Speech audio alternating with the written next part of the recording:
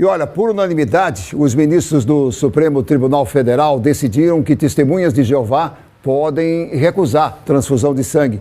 Eles também reconheceram o direito a procedimento alternativo no Sistema Único de Saúde para essas pessoas. Para falar sobre o assunto, aqui com a gente, o advogado Juliano Pessoa. Como é que o direito à liberdade religiosa se equilibra exatamente com essa necessidade da realização desse tipo de procedimento, hein? Bom dia, bem-vindo. Bom dia, Gilvan. Bom dia quem nos assiste. De fato, Gilvan, foi uma decisão importantíssima, né? Isso se arrastou durante anos no Poder Judiciário, essa discussão. E agora, em definitivo, de forma unânime, o STF definiu que é garantido a essas pessoas recusarem, né, a realização desse tipo de procedimento por conta de isso ir de encontro, né, afrontar diretamente a sua fé. Então, a Constituição prevê que, apesar do país ser um país laico, a pessoa tem total direito de exercer a sua fé. E essas pessoas se sentem agredidas quando, de maneira forçada, esse tipo de procedimento era realizado. Então, a partir de agora, o STF encerrou esse tipo de discussão e as pessoas terão o direito garantido, não só de recusar, bem como de ter acesso, como você bem destacou, a tratamentos alternativos, e o SUS, inclusive, terá a obrigação, terá o dever de assistir essas pessoas, como também consta na Constituição Federal o dever do Estado de assistir à saúde de todo e qualquer cidadão brasileiro. Como é que os hospitais devem proceder depois dessa decisão? E na prática, o que é que isso significa?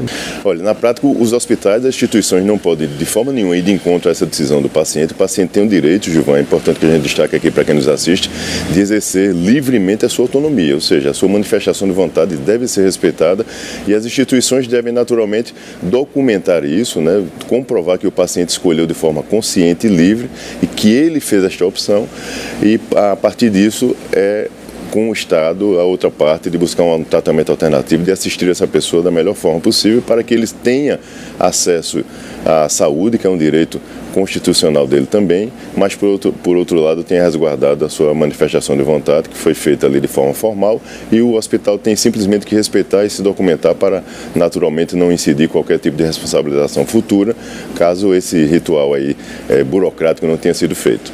Acho que eu vou falar agora de uma coisa que eu acho que deve ser muito comum, né? Qual é a dúvida em relação à criança e ao adolescente? De quem é a responsabilidade? Os pais podem impedir essa transfusão? Como é que acontece? Ótimo, essa pergunta é importantíssima, até para a gente esclarecer aqui de forma bem objetiva. Isso também foi alcançado por essa decisão, Gilvan, e o STF entendeu que não podem, em hipótese de alguns pais, ultrapassarem essa barreira e querer decidir pela criança. No caso do menor, o que é que prevalece? Prevalece o melhor interesse daquela criança ou daquele adolescente.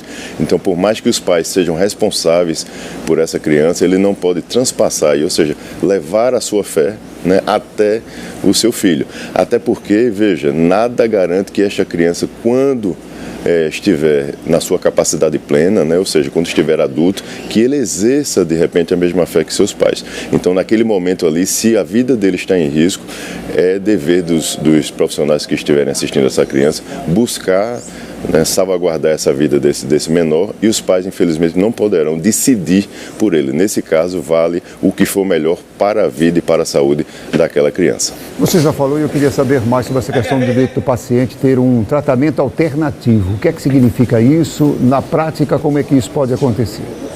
Olha, veja só, nós temos hoje possibilidades, a ciência avança, né, a passos largos. Então, assim, existem possibilidades hoje de se realizar determinados procedimentos e substituir, digamos assim, essa transfusão de sangue por outro procedimento alternativo. Ou seja, então existe já essa possibilidade. Na rede privada, por exemplo, nós temos inúmeras decisões no Poder Judiciário determinando que as operadoras, por exemplo, custeiem esses tratamentos. Agora se estendeu para todo e qualquer cidadão. Então, mesmo aquele cidadão assistido pelo Sistema Único de Saúde também terá resguardado esse direito. O que acontece em alguns casos, algumas cidades, principalmente as cidades menores, muitas vezes, Gilvan, não dispõem de toda a infraestrutura necessária para esse tratamento alternativo existir na residência do paciente.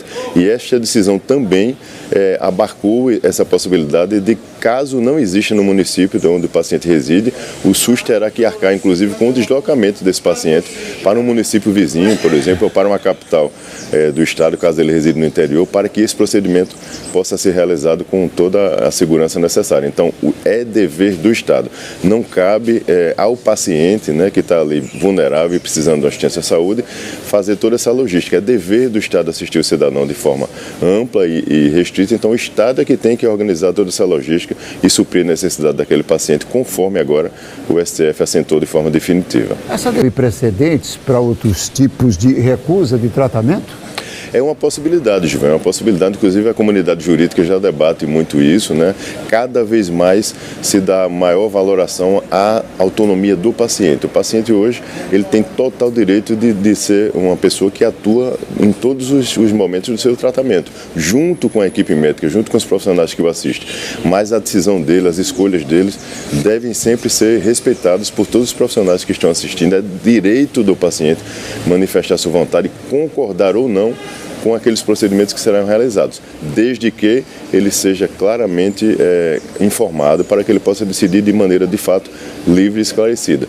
Então, cada vez mais esse tipo de situação nós assistiremos, ou seja, onde o paciente poderá decidir. Naturalmente, quando a gente trata de decisões judiciais, né, onde discussões polêmicas muitas vezes chegam a ser tratadas, como foi o caso da transfusão de sangue na Testemunha de Jeová, cada caso será analisado individualmente, né? Então, ou seja, com as suas particularidades, as suas minúcias, para que o Poder Judiciário, de repente, defina se for necessário e caso não seja tão pacífico assim de se decidir de forma administrativa. Mas isso aí cada vez será mais comum, certamente, na nossa sociedade. A questão da urgência e da emergência, se não tiver o consentimento do responsável, uma ligação com a família, como é que deve proceder esse profissional, hein? Olha só, o profissional, o médico, né, ele tem dever de agir nesses casos de urgência e emergência. O Código de Ética Médica assim determina que ele o faça, Gilvan.